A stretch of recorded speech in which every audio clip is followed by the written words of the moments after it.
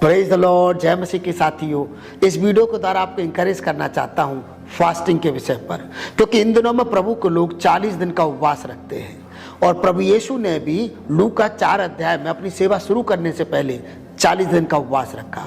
और हम ये जानते हैं कि 40 दिनों के उपवास में शैतान ने यीशु की परीक्षा की, पर ज़्यादातर लोग ये जानते हैं कि 3 बार परीक्षा हुई। पर 2 आयत में लिखा है शैतान यीशु की परीक्षा 40 दिनों तक करता रहा, लगातार बार बार वो परीक्षा करता ही रहा 40 दिनों तक। तो गिनती नहीं लिखी है, लेकिन 3 बातें लिखी हैं। तो 3 आयत में यीशु के पास आके शैतान कहता है, जब उपवास खत्म हो गया, कहता है यदि तू परमेश्वर का पुत्र है तो इन पत्थरों से कह दे ये रोटियां बन जाएं, और तू अपनी भूख मिटा सकता है। वो रोज की जरूरत, बेसिक नीड्स को लेकर के हमला करता है।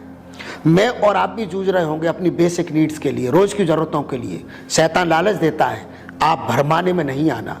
दूसरी परीक्षा होती है 5, 6, 7 आयत में शैतान यीशु के पास आता है, पूरी दुनिया क्षण भर में दिखा देता है और कहता है यदि तू मुझे झुक के प्रणाम करे तो ये सब मैं तुझे दे दूंगा। मैं और आप भी चाहते हैं अपने जीवन में शोहरत प्राप्त करना, बुलंदियों को प्राप्त करना, पर मैं आपको बताना चाहता हूं आप शैतान के झांसे में मत आना, लालच में मत आना। सच्ची खुशी, सच्चा आनंद खुदा में मिलता है। और यीशु ने शैतान को डांटा।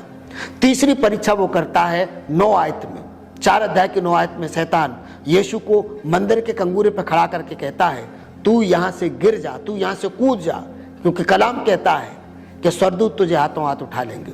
और यीशु मसीह वहां भी शैतान को डांटते हैं और कहते हैं कि ये भी लिखा है कि तू अपने परमेश्वर की परीक्षा न करना। मैं आपको एक रहस्य की बात बताना चाहता हूं, और रहस्य ये है कि यीशु को वो फिजिकली मंदिर पर नहीं लेके गया था। वो शैतान कोई बड़ी सीढ़ी थोड़ी लेके आया कि मंदिर के कंगूरे पे यीशु को चढ़ा लिया।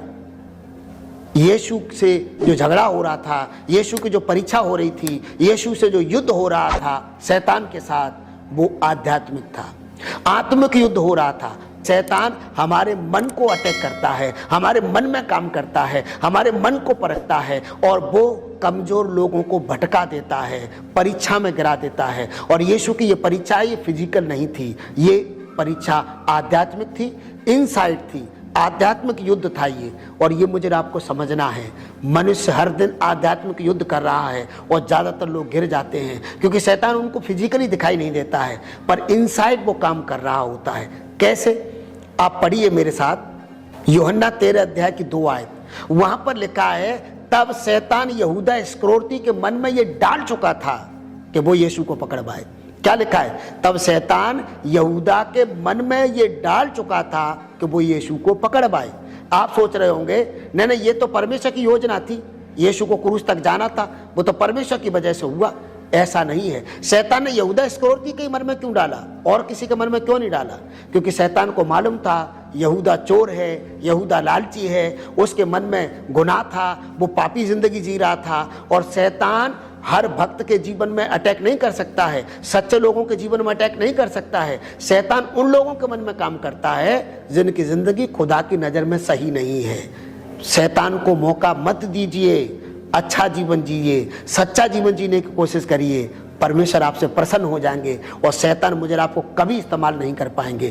क्योंकि ज्यादातर मसीह लोग ये कहते हैं जब उनसे गलती हो जाती है, जब उनसे कोई पाप हो जाता है तो कहते हैं अरे रे मैं तो नहीं करना चाहता था, शैतान ने करवा दिया।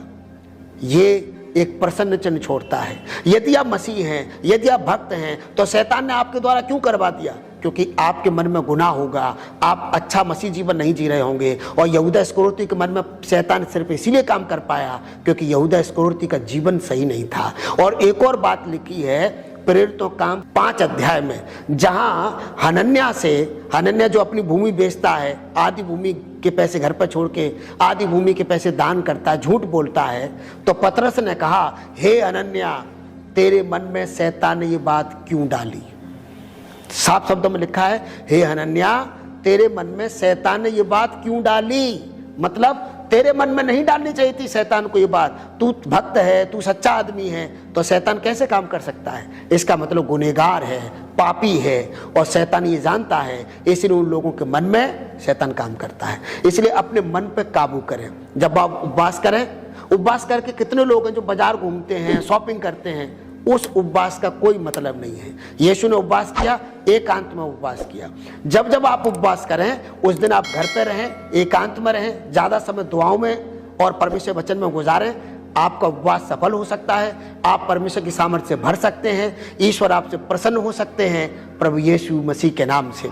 इसलिए जब आप उपवास करें बाहर घूमने ना जाएं, क्योंकि शैतान आपको परीक्षा में डाल सकता है, आपका उपवास रखना व्यर्थ हो सकता है। और इसीलिए राजा दाऊद भजन संहिता में कहते हैं, हे मेरे मन यहोवा को धन्य कहे और उसके किसी उपकार को ना भूलना। भजन संहिता 103 अध्याय में लिखा है, हे मेरे मन यहोवा को धन्य कहे और उसके किसी उपकार को ना भूलना। वो अपने मन को परमेश्वर के प्रति लगाता है, परमेश्वर की तरफ लगाता है। आप भी अपने मन को बिजी रखें ताकि शैतान आपके मन में काम ना करे। भजन संहिता 119 में लिखा है, मैंने तेरे वचन को अपने हृदय में रख छोड़ा है ताकि तेरे विरुद्ध पाप न करूं।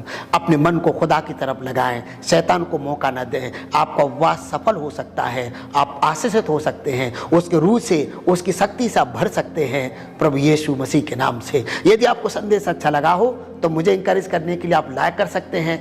और यदि आप हमारे चैनल पर पहली बार हैं तो प्लीज़ आप हमें सपोर्ट करें, हमारे चैनल को सब्सक्राइब कर लें, बेल आइकन दबाना ना भूलें ताकि आने वाले संदेश की नोटिफिकेशन आपके मोबाइल पर आपको मिलती रहे।